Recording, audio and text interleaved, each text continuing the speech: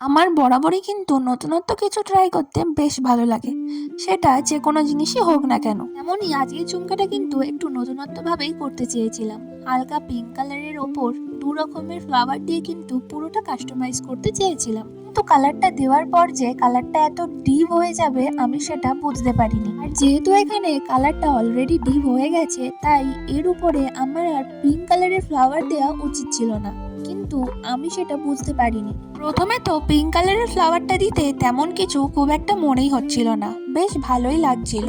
কিন্তু তারপর আমি যখন টপ কোটে লেয়ারটা দিই, তখন কিন্তু ফুলের কালার আর বেস কালার প্রায় একই রকমই হয়ে গেছিল। তবে খুব একটা খারাপ লাগছিল না, যেহেতু এটা পুরোটাই পিঙ্ক পিঙ্ক মতন হয়ে গিয়েছিল, তাই এটা পিঙ্ক কালারের শাড়ি বা চুড়িদার যে কোনো কিছুর সাথে পরলে বেশ ভালো লাগে। পিঙ্ক কালার ছাড়া অন্য কোনো কালারের জামা বা শাড়ির সাথে এটা যাবে বলে আমার খুব একটা মনে হয় না। তবে জিনিসটা কিন্তু আমার খুব একটা খারাপ লাগেনি। আর তোমাদের কেমন লাগলো অবশ্যই কিন্তু জানিও। আর তোমরাও যদি অর্ডার করতে চাও আমার সাথে যোগাযোগ করতে পারো।